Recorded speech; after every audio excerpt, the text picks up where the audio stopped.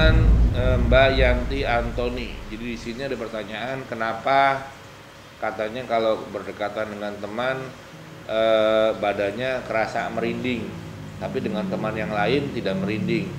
Pertanyaannya, apakah merinding itu karena dia punya ilmu hitam atau Mbak Antoni memiliki insting bahwa orang itu punya niat jahat?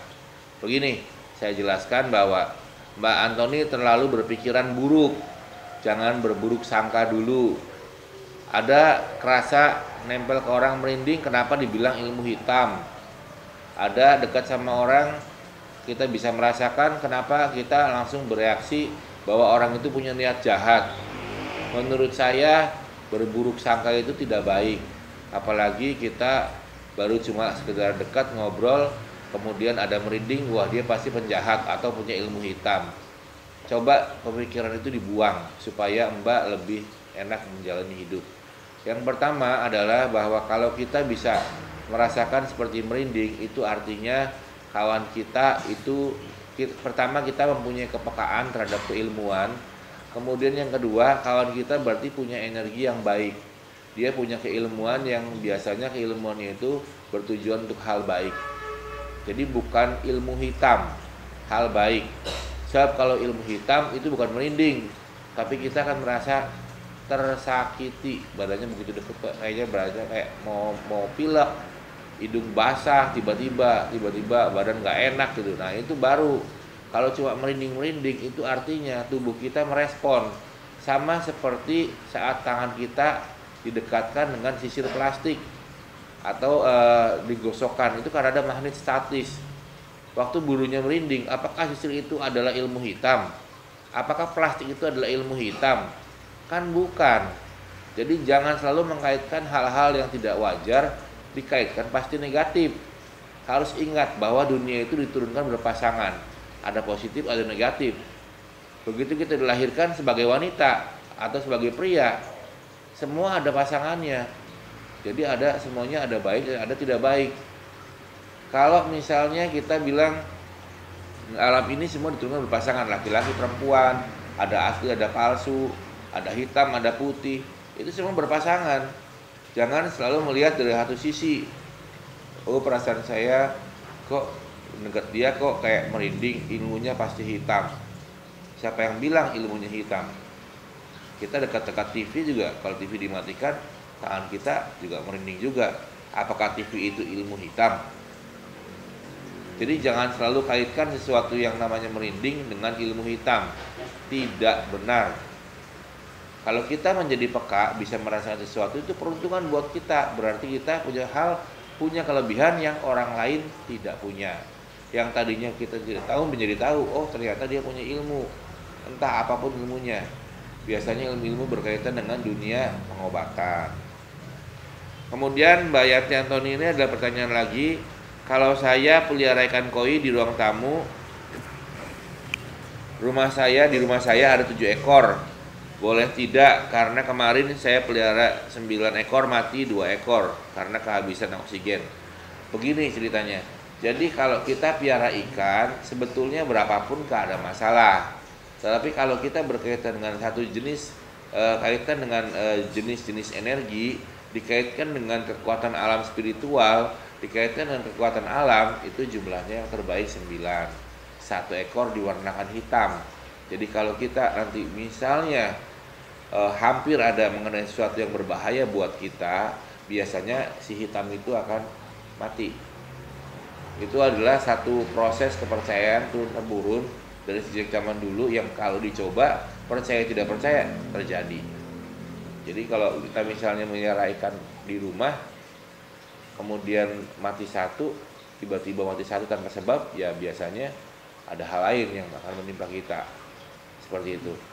Jodoh, mati, rezeki punya Tuhan. Ini adalah satu bentuk yang berkaitan dengan kebudayaan. Dan kaitannya ini dengan orang hidup.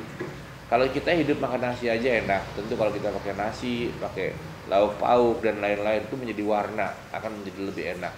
Salah satu yang mewarnainya adalah dunia spiritual dan kepercayaan rakyat-rakyat dari wilayah tiap wilayah. Karena mereka punya keistimewaan, punya cara, punya ciri yang berbeda-beda, dan semuanya biasanya bertujuan baik, seperti itu. Kemudian di sini tanyakan lagi, ini 2 ekor mati karena kehabisan oksigen. Itu kan berarti satu kesalahan teknis oleh kita sendiri. Karena saya pikir kalau kita mau dibikin 9, sekalian 9 kembalikan lagi, belikan lagi 2 ekor supaya jumlahnya kembali 9. Karena ikan mas sih nggak begitu mahal ya, saya pikir ya, kecuali memang kita piara ikan mahal. Kalau ikan mas sih saya pikir kita bisa beli kembali sehingga bisa menjadi indikator bila mana akan terjadi apa-apa terhadap kita. Paling tidak kita bisa lebih berhati-hati sehingga hal yang harusnya buruk tidak menimpa kita, hal harusnya baik bisa menimpa kita. Kemudian tadi saya katakan lagi bahwa saya lihat Mbak Antoni ini, Yanti Antoni ini lebih punya kepekaan. Jadi alangkah lebih baiknya kalau kita bicara kepekaan, kita justru perdalam kepekaan tadi, perbaiki kepekaannya sehingga kita bisa memiliki kemampuan untuk mendeteksi mana yang lebih baik, mana yang lebih buruk. Karena tidak setiap orang, tidak setiap manusia punya kepekaan seperti itu. Manakala kita memiliki kepekaan, kita bisa mempelajarinya, mendalaminya, sehingga kita bisa gunakan dalam kehidupan sehari-hari. Sehingga kita nanti suatu saat bisa tahu, oh ini hawanya nggak enak, oh ada orang sakit, oh di badan dia ternyata di bagian punggung nih kayaknya hangat nih, atau badannya kayaknya aneh, rasanya nggak enak nih, berarti daerah punggung ada masalah. Oh daerah yang lain di kaki atau yang di tangan kok biasa aja, kok udah bagian punggung doang ada masalah. Itu bisa menjadi satu sensor, dimana secara umum orang kalau memeriksakan diri ke dokter aja kan harus dilihat lebih detail sakitnya di mana. Nah di sana Mbak kalau misalnya udah bisa merasakan seperti itu, tentu bisa tahu, nanti bisa enak. Oh ini ternyata sakitnya A, sakitnya B. Karena tiap penyakit itu punya energi yang berbeda-beda. Setiap penyakit punya detak, getar, dan juga kasar, lembut, energi yang berbeda-beda. Sehingga orang yang sudah terbiasa bermain dengan getaran, dengan hawa, dia akan bisa tahu bahwa ini sakit jantung, bahwa ini sakit parut, bahwa ini sakit apapun bentuknya seperti itu. Dan biasanya kalau sudah bisa membaca, ada pelajaran khusus ke depan, yaitu bagaimana cara mengobatinya, sehingga kita bisa tahu dan kita bisa mengobati sehingga si orang yang sakit bisa menjadi sembuh. Selanjutnya dengan Mas Adnan Soleh Rustam. Di sini pertanyaannya bagaimana cara kita membuka batin. Tolong buatkan videonya. Begini, saya jelaskan dulu, membuka batin tuh maksudnya membuka apa? Membuka batinnya atau membuka apa?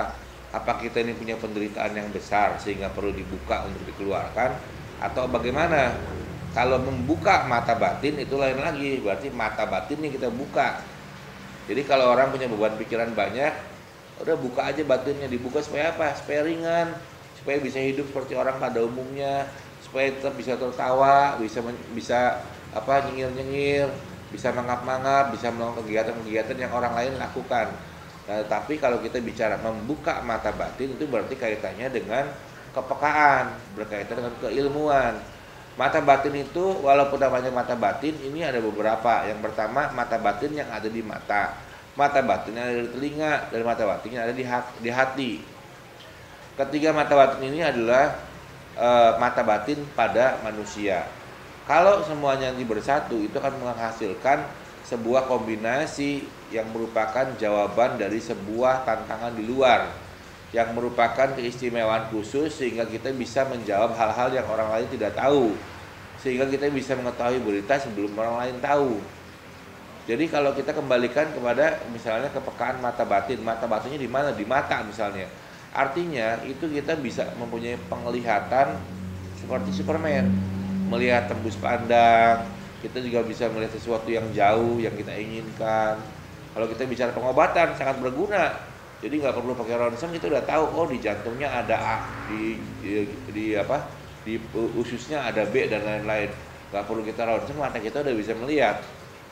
Kemudian juga mata kita nanti bisa selanjutnya melihat alam halus, di mana orang lain tidak bisa melihat jin, tidak bisa melihat makhluk-makhluk spiritual. Nah kita bisa melihat dengan tajam.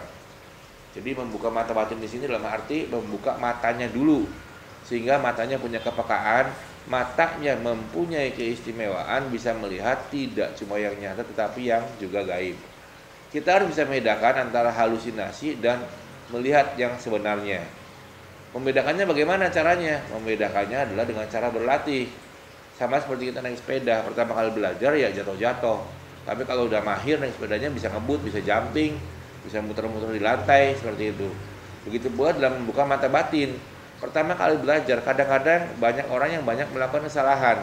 Banyak orang yang pandangannya terkena halusinasi. Sehingga harusnya melihat si A, melihatnya si B, melihatnya si B, melihatnya si A. Atau bahkan melihat si A dan B tidak kelihatan, dia melihat gambar yang lain-lain lagi. Ini yang namanya ngawur, belum tajam. Tetapi kalau sudah tajam, pandangan-pandangan salah akan menjadi hilang dan akan menjadi pandangan benar. Dalam hal ini, kemampuan membuka mata batin itu dikembalikan kepada diri kita. Bukan masalah kita nih bersih atau kotor, nakal atau baik, bukan. Tetapi lebih pada menggali titik di mana energi tadi terpancar. Di mana kita bisa membuka sehingga hal yang tadi tertutup, kita buka sehingga kita bisa lebih jelas melihat. Jadi kalau dalam cerita Superman, matanya punya pandangan X, sinar X, sehingga dia bisa menembus kemana-mana. Begitu pula kalau kita mempunyai mata batin di mata, kemampuan terawang kita, kemampuan melihat kita bisa dalam, sehingga kita bisa melihat jauh, bisa melihat dekat, bisa tembus pandang, bisa melihat alam halus seperti alam kuntilanak, bahkan juga kita melihat masa lalu dan masa depan. Sebenarnya si A itu masa lalunya seperti apa? Oh, si A itu masa lalunya kenapa dia sekarang suka makanin susu? Ternyata dulunya dia adalah pedagang susu, misalnya begitu. Oh, kenapa si B ini begini, begitu, dan lain-lain. Jadi akan ada jawabannya. Kemudian yang kedua adalah membuka mata batin yang ada di hati.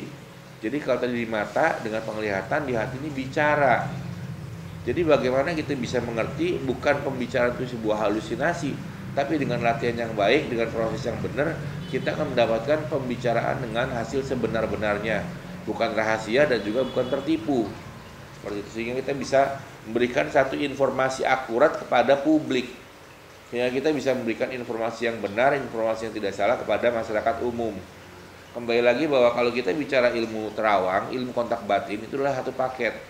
Ilmu terawang adalah melihat, pembukaan batin, mata batin. Yang kedua adalah bisa berkomunikasi dan bisa bercakap-cakap. Jadi bisa berkomunikasi itu bagaimana? Ada di hati, ada bisikan ABCD, bisa berkomunikasi, dan kemudian bisa bercakap-cakap nanti ke depannya. Jadi kita punya kemampuan khusus yang membuat kita berbeda dari yang lain. Kemudian bisa mendengar, mata batin ketiga ada di telinga, bisa mendengar hal-hal yang tidak didengar orang, hal-hal yang tidak dibicarakan orang. Orang masih dalam hati belum mengucapkan, kita udah bisa ngomong. Lu tadi ngomong gitu ya, kurang lebih begitu. Ini bisa mengagetkan orang. Dan tentu kembali lagi bahwa ini bisa menyelamatkan kita terutama dari hal-hal yang bersifat negatif. Misalnya kita ketemu sama penjahat, sebelum penjahat itu merampok kita, berbuat jahat terhadap kita langsung bisa tahu, Bapak mau ngerampok ya? Atau kalau misalnya kita tidak jadi seperti itu, ya kita diam aja, kita bisa menghindar. Artinya dalam hal ini kita bisa menjaga diri kita sehingga kita selamat, tetap dilindungi, seperti itu.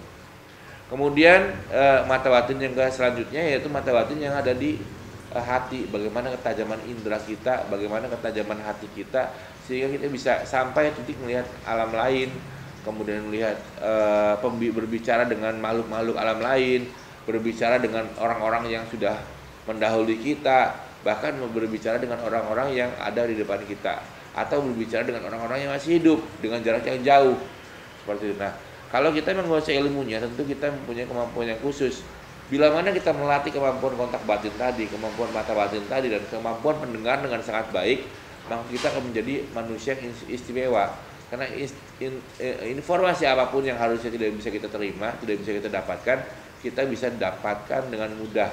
Bahkan banyak hal dalam hidup yang selama ini masih menjadi misteri, masih menjadi sebuah rahasia besar, masih menjadi sebuah dongengan.